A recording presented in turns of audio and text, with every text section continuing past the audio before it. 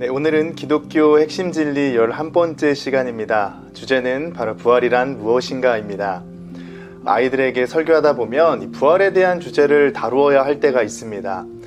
저도 청소년 시절을 지나왔고 그때 당시를 한번 떠올려 보게 되면 이 부활이라는 것은 사실 나에게 있어서 좀 먼 미래 이야기 같고 손에 잡히지 않을 만큼 좀 커다란 것이라서 와닿지 않았습니다. 그래서인지 부활이라는 것이 나와는 직접적인 상관이 없는 것 같이 여겨지기도 합니다. 마치 예수님을 대항하던 반대 세력들 중에 사두개인들의 특징이 무엇이라고 말하냐 하면 마가복음과 누가복음을 보면 부활이 없다고 주장하는 사두개인이라고 말합니다. 부활을 믿지 않았습니다. 부활을 믿지 않는다라는 것은 곧 부활이 나와는 상관이 없고 나의 이야기가 아니라고 생각하는 것과 다르지 않는 것 같습니다. 흔히 부활이라는 말은 죽은 상태에 있던 것이 다시 살아나는 것을 의미할 때 사용하는 말입니다. 따라서 다시 살아나는 것이 부활이라고 한다면 부활은 단순히 죽었다가 살아나는 것을 의미한다기보다는 더 나아가서 죽음 이후의 삶, 그러니까 다시 살아난 이후의 삶이 있다라는 것을 의미합니다. 이 땅에서 행하신 예수님의 사역도 보면 죽음으로 끝난 것이 없습니다. 만약에 죽음으로 끝났다면, 그러니까 예수님의 마지막 사역이었던 십자가에서 죽는 것으로 그 사역이 끝났다, 다시 살아나지 않으셨다, 이렇게 한다면 고린도전서 13장의 말씀과 같이 우리의 전파하는 것도 헛것이요 믿음도 헛것이요 모든 사람 가운데 더욱 불쌍한 자가 될 것입니다. 그러나 예수님께서는 부활의 첫 열매가 되셨습니다. 특별히 예수님의 부활 사건은 사복음서 모두에 기록되었습니다. 사복음서뿐 아니라 구약성경과 신약성경 전체에서 부활에 대한 많은 부분들이 기록하고 있는 것을 보아서 부활은 확실하며 또 부활만큼 중요한 사건이 없다라는 것을 알 수 있습니다. 다니엘 12장 2절 말씀을 보게 되면 땅의 티끌 가운데에서 자는 자 중에서 많은 사람이 깨어나 영생을 받는 자도 있겠고 수치를 당하여서 영원히 부끄러움을 당할 자도 있을 것이며 라고 말씀하고 있습니다. 즉 모든 사람은 부활한다는 것입니다. 많은 사람들은 부활이 믿는 자들에게만 속한 것이다 라고 생각하는 경향이 있습니다. 그러나 방금 읽었던 다니엘서의 말씀을 보게 되면 믿는 자들뿐만 아니라 믿지 않는 자들도 부활한다는 것을 알 수 있습니다. 모든 사람이 부활은 하나 부활 이후에 그들이 거할 곳이 다르다는 것이 큰 차이입니다. 믿는 자의 부활은 영생이지만 믿지 않는 자의 부활은 영벌입니다. 저는 어려서 부활에 대한 이야기를 들으면 궁금한 것이 있었습니다. 과연 어떠한 모습으로 부활을 할까라는 질문입니다. 어려서 제가 게임을 참 좋아했는데 게임을 하다가 보면 죽을 때가 있지 않습니까? 그런데 죽음 후에 시간이 조금만 지나면 부활을 하게 됩니다. 그런데 제가 여러 가지 게임을 해보니까 어떤 게임은 부활을 할 때 체력이 끝까지 다 차서 건강한 상태로 부활을 하기도 하고 또 어떤 게임은 체력이 반 정도 차 있는 상태로 부활하는 게임이 있습니다. 자, 우리가 부활할 때는 어떨까요?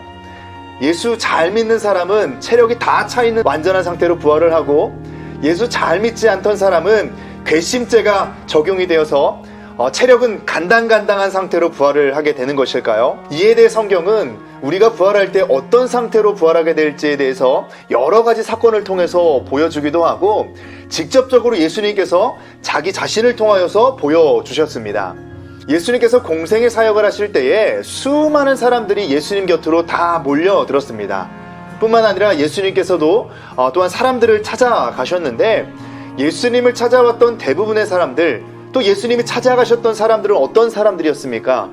대부분 귀신 들려 고통받는 자, 고칠 수 없는 병으로 신음하고 아파하는 사람들이었습니다.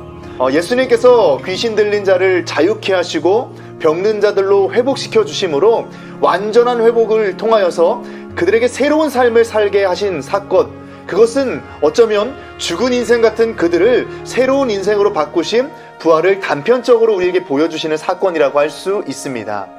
무엇보다 예수님을 볼 때에 우리가 더욱 분명히 알 수 있는데요. 예수님께서 사역하실 때 제자들에게 십자가에서 죽으시고 3일 만에 다시 살아나실 것을 말씀하셨습니다. 그리고 정말 그렇게 약속한 바를 이루셨습니다. 예수님께서 부활하실 때에 쇠약하거나 늙거나 한 상태가 아니라 완벽하고 완전한 몸으로 부활하셨습니다. 고린도전서 15장 53절, 54절 말씀에 보면 이 썩을 것이 반드시 썩지 아니할 것을 입겠고 이 죽을 것이 죽지 아니함을 입으리로다. 이 썩을 것이 썩지 아니함을 입고 이 죽을 것이 죽지 아니함을 입을 때에는 사망을 삼키고 이기리라고 기록된 말씀이 이루어지리라. 즉 예수님의 부활의 몸은 썩지 아니함을 입고 죽지 아니함을 입은 완전한 몸으로 부활하셨다라는 겁니다. 이 부활의 몸은 영적인 몸이 아니라 실제적으로 만져지는 물리적인 몸으로 부활하신 겁니다. 그렇다면 예수님의 부활이 주는 의미는 무엇일까요? 우리에게 예수님의 부활이 왜 중요한 것일까요? 결과적으로 구원을 위해 예수님을 바라보는 모든 사람에게 예수님과 동일하게 부활하게 된다는 이 사실을 보여주는 것뿐만 아니라 예수님의 부활을 통해서 믿는 자들에게 예수님과 동일하게 영원한 생명이 주어질 것에 대한 소망을 우리에게 가져다 주었기 때문입니다. 그래서 부활을 믿고 소망하는 자는 천국 백성으로 마땅히 살아야 할 삶의 방식을 따라 살도록 도와주게 됩니다. 더욱이 우리의 가장 큰 상대인 죄에 대하여서 점점 더 멀리하고 승리할 수 있도록 능력을 우리 가운데 줍니다.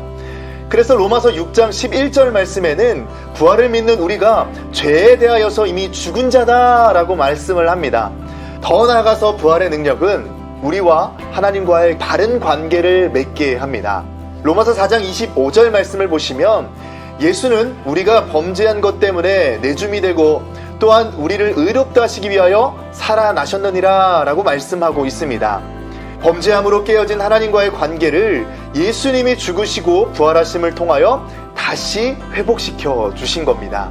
마지막으로 고린도전서 6장 14절 말씀을 보면 하나님이 주를 다시 살리셨고 또한 그의 권능으로 우리를 다시 살리시리라 말씀하고 있듯이 예수님을 다시 살리신 하나님의 그의 권능으로 우리를 다시 살리실 것을 약속하고 계십니다.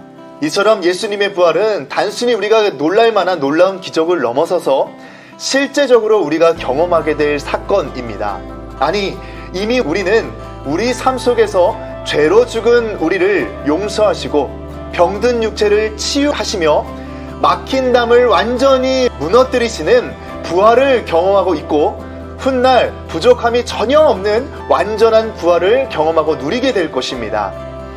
우리들의 신앙은 십자가에서만 머물러 있는 경우가 참 많습니다. 십자가도 놀라운 은혜요, 능력이지만 우리들의 신앙은 그 십자가에서 머물러 있으면 안 됩니다. 십자가를 지나 부활하신 예수님을 믿고 바라보는 그 소망의 자리까지 나아가야 합니다. 십자가의 신앙은 반드시 부활의 신앙으로 연결되어져서 우리 안에 소망 넘치는 삶으로 살게 합니다. 로마서 8장 18절에 이렇게 말씀합니다. 생각하건대 현재의 고난은 장차 우리에게 나타날 영광과 비교할 수 없도다. 아멘. 현재의 고난이 십자가라면 우리에게 나타날 영광은 부활이라고 할 수 있습니다. 사실 이 땅에서의 삶이 있는 자나 또 없는 자나 얼마나 쉽지 않은 삶입니까? 우리들이 이 땅에서의 힘겨운 삶을 힘차고 소망 있게 살아갈 수 있는 이유는 예수님께서 부활하셨기 때문이며 예수님의 부활하심을 통해 믿는 우리 또한 부활할 것을 믿기에 소망 넘치는 삶을 살아갈 수 있는 것입니다. 삶이 고단하시고 힘드시다면 더욱 부활의 소망을 바라보시고 믿으시길 바랍니다. 어쩌면 지금 우리가 겪고 있는 이 코로나의 상황이 우리로 하여금 잊고 있던 부활의 신앙을 다시 깨워주는 것은 아닐까요? 예수 믿는 우리는 예수님과 같이 마지막 주님 다시 오시는 그날 부활하게 될 것이기에 부활을 바라보시고 소망할 때 현재의 기쁨의 삶을 누리고 있는 분들은 더 큰 부활의 기쁨으로 그 삶에 임하게 될 것이고 혹 힘겨운 삶을 버티고 계시는 분들에게는 훗날의 부활의 영광이라는 그 소망을 기대하고 바라볼 때에 어려운 삶을 버티고 이길 힘을 하나님께서 주실 줄 믿습니다. 부활을 확신하시고 믿음으로 매일매일 우리들의 삶에 소망과 감사와 기쁨이 차고 넘칠 수 있기를 예수님의 이름으로 축복합니다. 다음 주는 선택이란 무엇인가 란 주제로 이산성 목사님이 나누어 주시겠습니다.